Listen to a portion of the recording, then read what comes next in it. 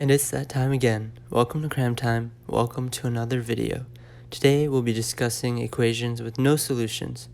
This is CramTime, so feel free to set this video to 1.5 or 2 times speed. That being said, let's hop right into it. I know you guys are wondering, how is this even possible? Why would we have algebra if there could be no solution to a question? Those are some inquiries that I had when I was first going through this. I also thought about why even talk about this? Why discuss a situation where there's no solution? And there's simply one answer to that question, and that answer is speed. Algebra, of course, you want to think about it from a learning standpoint, but you also want to think about it from a testing standpoint, and the ability to recognize an equation with no solution will save you so much time and confusion. So that's why it's super important. So we're not going to focus too much on why there is no solution. We're simply going to go over equations and ways to spot where there is no solution, so you can quickly write no solution and move on with your test and get them done with plenty of time left over to check and double check. So first I'd like to start by simply showing you what a no solution situation would look like. So here we have the equation 4x plus 9 is equal to 4x plus 12. And we're just going to go ahead and solve. We want to put the variables on one side and we want to put the constants on the other. So we're going to move things from side to side. So subtract 9 from the left side and 9 from the right side. And you have 4x is equal to 4x plus 3. And then subtract the 4x from the right side, move it on to the other side, and you end up canceling, and then you get 0 is equal to 3. You should immediately pause like right here. 0 equals 3. That is just mathematically incorrect, so this is your number one indicator that you have an equation with no solution.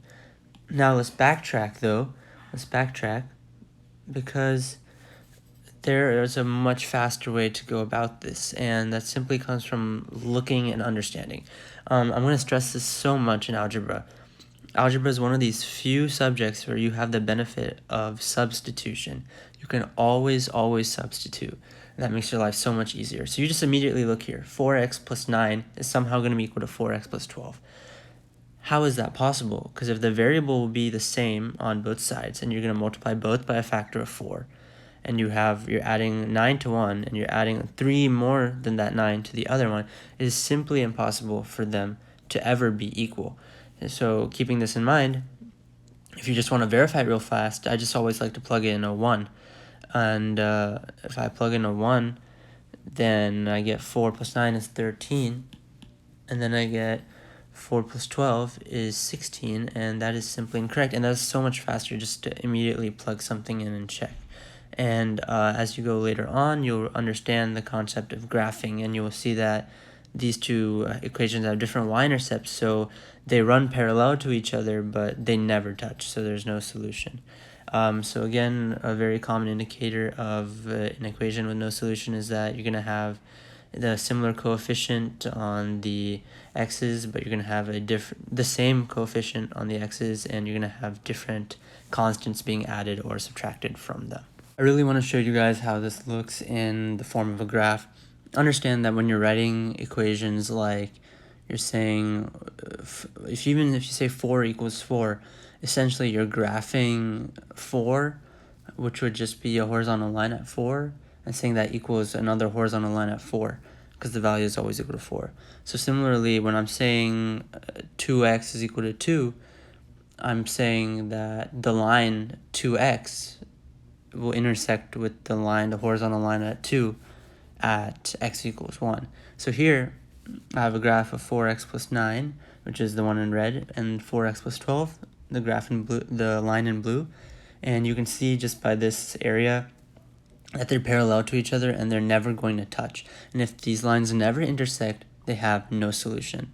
That being said, if the lines are overlapping, they're equal to the same line throughout, all solutions, there are infinite solutions to the equation, and we're going to talk about that in the next video in this Algebra 1 Unit 1 playlist. That concludes this video on equations with no solutions.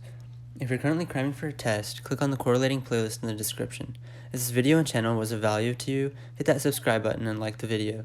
We'd love to hear your video requests or anything else in the comments below. Thank you for your support and stay safe.